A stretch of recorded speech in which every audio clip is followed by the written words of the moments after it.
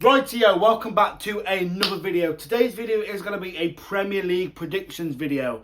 Now, before you all start crying in the comments about where I've put your team, just remember football is so subjective. It's all about opinions and banter. Thank you very much. So then, starting at dead last, I have got Burnley. They play nice football, but it's not going to be enough to keep them in the Premier League, I don't think. I think the gap's just way too big now for promoted sides.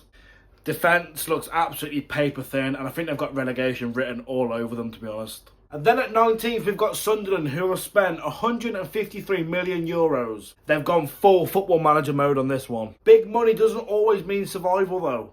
I'd absolutely love them to stay in the Prem, but I just don't think they will. Then at 18, I've got West Ham. Yes, the Hammers are going down. Too many key players gone. Nothing convincing really coming in either. The bubbles have finally burst. Then at 17th, I've got Wolves. Now, looking at Wolves in pre-season, absolutely shocking. I think they'll scrape survival, but only because the teams below them are just really bad. Then coming in at 16th, we've got Leeds. They're chaotic. They'll have games where they look like Champions League contenders, and they'll also have games where they look like they should be in League One. They're going to be safe, but barely. And then at 15th, we've got Brentford. They've lost Mbuemo and Thomas Frank.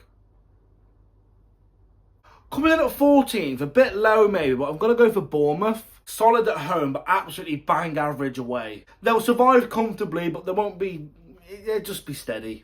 Coming in at 13th, maybe a surprise for some people, but I've got Nottingham Forest. I'm not sure European football is going to help them this season. Keeping Gibbs White, by the way, amazing. At 12th, we've got Fulham. Fulham will do what Fulham do best, steady mid-table. A few big results, but that's about it. And then 11th, we've got Everton. A great signing with Jack Grealish. They look really solid underneath David Moyes, actually. And now we're going from 10th onwards. So who's finishing top half of the table? Well, first of all, who's finishing dead middle? I'm going to go for Manchester United. What? Yeah, it's just ridiculous. Absolutely ridiculous. All the money, all the drama. And to be honest, I just don't think Ruben's that good of a manager. What a tosser! What a fucking idiot! Then at 9th, I'm going for Crystal Palace. Now, Crystal Palace, what a team they are.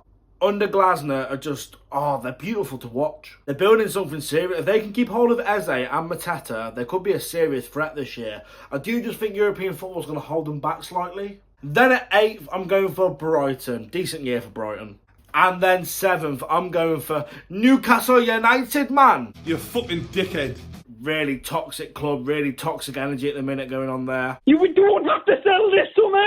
Isaac's having a tantrum. They've failed to bring anyone in, really. They've got Alanga and Ramsdale, but the amount of failed signings they've brought in, that's got to be concerning. They are back in Europe, though, back in the Champions League. Is that going to help them?